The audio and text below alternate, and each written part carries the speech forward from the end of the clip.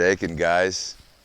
You see all this madness going on? I don't know if you saw that big pile right here or any of this, but this is what you call some large-scale composting action going on right here. You know, there's another shot of a big mound over here. Basically everything that you're seeing with the switchgrass, and you can see some papayas growing back there as well, that's all compost. That's from taking everything that's done with landscaping and using it in a sustainable way. You know, because being sustainable isn't a hippie thing, it's a survival thing, right? You know, when I go camping for a week, I take a week full of water and a week full of food. That's sustainability. If I took 3 days of water and 3 days of food and I wanted to go camping for a week, that's not sustainable, and that's going to lead to a terrible camping trip. Either one, coming home early, or being hungry, and that's no fun, right? So what we're doing is turning all of this organic matter and we're turning it into organic soil.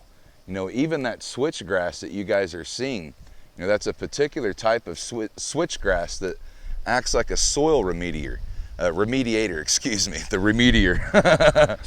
It acts as a soil remediator. And what that means is it's actually pulling up toxins out of the earth and putting it into that green that you're seeing in the plant.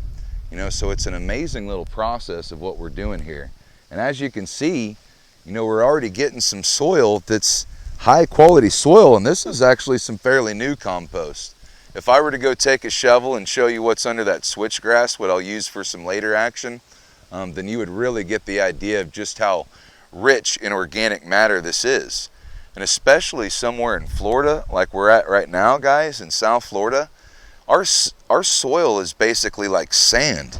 But you know, you look here, and this isn't sand right here. This is some good, rich, black dirt.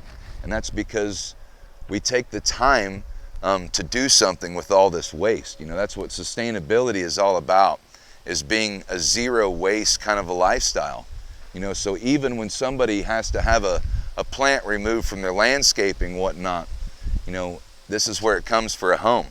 You know, and you will see species that I would consider invasive, like the pothos here. You know, this plant is a great plant as far as a house plant, but here in Florida, when we plant them at the base of a tree to let that grow up, well, then we move out of that house and it takes over a whole backyard. Then before you know it, a whole acre. Well, if you see here, that's all that invasive vine here. Back there, that's all that is on those hillsides. However, I'm actually using it to my advantage. And the reason I'm doing that is because I'm always needing a fresh nitrogen source as far as this organic matter decays and turns more into a carbon situation as far as being those dead leaves. I need to add those live leaves. And it's always handy when you've got this little invasive critter right here growing, and then when I turn that pile over, it's fresh nitrogen for my compost. You know, so it makes sense not to want to come in here and use some kind of toxic herbicide to spray this, or even use an organic replacement for Roundup, for example.